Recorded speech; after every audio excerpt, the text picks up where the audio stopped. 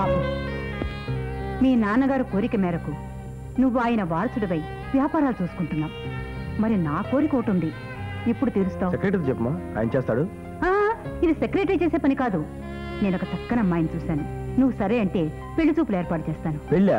అమ్మా, ఇప్పుడు నాకు పెళ్లి చేసుకోవడానికి పిల్లల కంటాకి తీరిక ఎక్కడి చెప్పు. చేసావా కంపెనీలతో పెళ్లి? కంపెనీ పెళ్ళెలా అవుతుందిరా? పెళ్లి చేసుకుంటే నీ భార్య నీకు కంపెనీ అవుతుంది. నువ్వు సరిగ్గా పెళ్లి చూపుల సమయానికి వస్తే చాలు, మిగిలినవన్నీ నేను చూసుకుంటాను.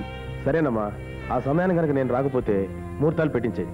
అంతగా అవసరం అయితే 3 ముళ్ళు కూడా నువ్వేసే. వస్తా, మీటింగ్ టైం అయింది. అరే,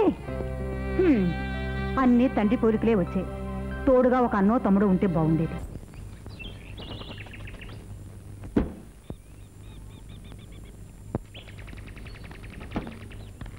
హలో, 1 సెకండ్.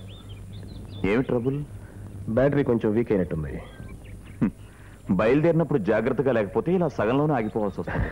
అఫ్ కోర్స్, ఆగితేనేగా తెలుస్తుంది. If you don't mind. జరగండి.